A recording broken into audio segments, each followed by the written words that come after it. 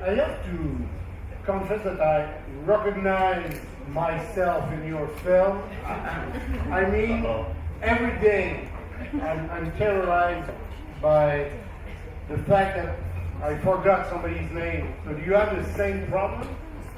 Yeah, I mean, all the time.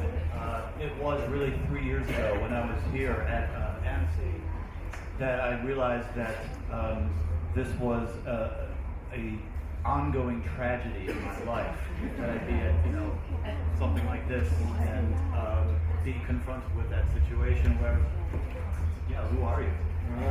I sort of know who you are, and I should know who you are. When that happens, and I think, some of you, hopefully, most of you would have the same situation as me. I'm not the only one here, but you do one of two things.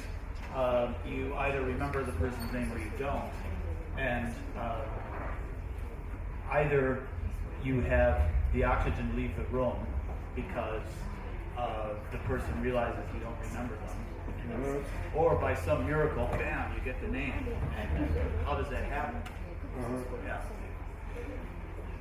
I know that yesterday the film was screened in 2D, but you did a 3D version of the film. So how was to work in 3D? Is it very different when you conceptualize your work, the fact that you will have the third dimension? Well, I mean, I'm not a huge fanatic about 3D, about stereoscopic 3D. I find it mostly a gimmick, but I wanted to try it out here and kind of face my fear about doing something that I don't normally want to do. And in this case, it by the way, it will screen in 3D on Thursday. Okay. Yes, at Decorative. But I try to use 3D in the film to fuck with your pets. It's not 3D at the beginning of the film. You see, it looks like a television broadcast, and the 3D is only sort of 2.5D, where you see a bulge in the screen and nothing else. Looks like a TV screen. And then slowly we start to bring out 3D elements, kind of subliminally. There's a shot where William S. Burroughs is pointing a gun right at through the screen, so the gun is like in your face in that one shot. And then gradually we bring in the 3D and immerse the characters and the sets more into in front of and behind the screen, and it becomes hopefully something that you're inside of by the end of the film. All the characters we see in the film, Sammy Davis Jr., William S. Burroughs,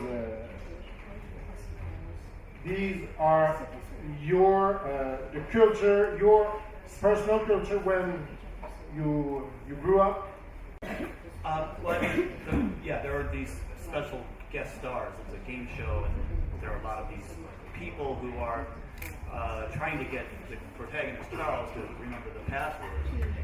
And I mean, it's based on an actual game show from the 60s in the United States called Password. Those of you, I think Mot de Passe here in France is based on that game show. Yeah, so special guest stars. They were, like you see Sammy Davis Jr. and Dick Van Dyke, they were actually special guest stars on the show Password. So, this is a show that I grew up with. Charles is obviously sort of me, so he grew up with them, and they were part of his subconscious. But these guest stars are in his head, and they are like what you call archetypes, right, or memes. They either are part of his emotional, physical, or neurological state, like Yoko Ono talks about being the matron archetype in his emotional core. But there are also other sort of archetypes, like James Joyce. I don't know if any of you tried to read James Joyce. I did. Yeah. I did, and I gave up. I've come back to it. I sometimes take Ulysses and just open it up at random and start reading a page with, my friends, and all of our eyes glaze over, but in a kind of a nice way, because he wrote through the subconscious of his own mind. He was, I think, the first guy that even tried doing that, at least it's the English language, to write through the stream of unconsciousness that we all have when we try to get through the day. So he's in there for that reason. And then, there's H.P. Lovecraft, an author who did the dark side of our unconsciouses, and there's Cthulhu along with it. So there's some dark symbols and archetypes in the film. Those pieces of footage, we have written to them. I haven't heard back from Dick Van Dyke or Yoko Ono or other people, but those pieces of footage are actually public domain pieces of footage. In fact, we checked that out very thoroughly. The Dick Van Dyke piece of footage is from the Dick Van Dyke Show, and there were 6 episodes of the Dick Van Dyke Show that fell into public domain about 5 years ago. The Sammy Davis Jr. footage is from a Frank Sinatra Rat Pack special. It was the Timex Radio Hour Frank Sinatra special when Elvis Presley returned back from the Army in 1960. He got the Rat Pack together, did this special. Elvis Presley is great in that show, but Sammy Davis Jr. does this incredible turn where he does, what he does, impersonations of other people in the Rat Pack, and he's great and he's crazy. And we just took footage from that and lip synced to that, but it's all public domain stuff. In talking to various people yesterday who didn't know Billy, I was delighted to understand that they understood the film without even having to know that that's really his personality. And when you told me you were going to be showing a new film here, I must say I didn't expect anything like this. It's a whole new side of you that we don't normally get to see on film.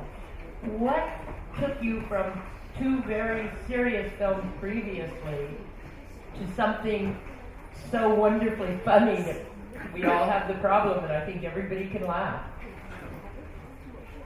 Well, one thing, Nancy, is that I'm getting old. Right? Okay? So, when you're young, I think I have to speak for myself. When you're young, you really like to relish in drama and sometimes tragedy. So, as Bruce Lingford calls them, feel bad films. Right? As I've gotten, older or whatever, I feel like there's stuff that I wanted to tell, like this thing, which actually has an aspect of, joy to it. That fact that you remember a person's name. Where does that come from, right? How is it that we're able to do miracles, like recall a person's name after not having seen them for 4 years? How can you do that? Holy schmoly,